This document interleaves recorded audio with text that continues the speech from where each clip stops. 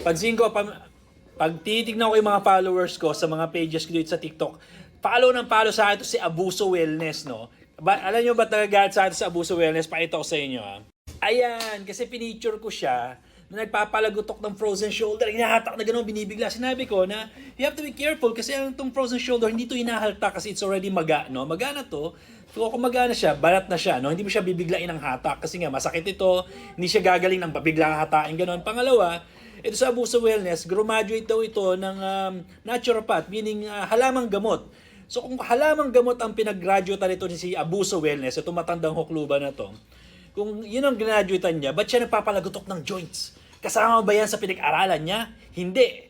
Ngayon, galit na galit siya kasi nga, feeling niya, naapaan ko yung pride niya. Huwag mo ako i-troll, Abuso Wellness. Scammer ka. Huwag ka mang scam ng kababayan natin. Tanda mo na.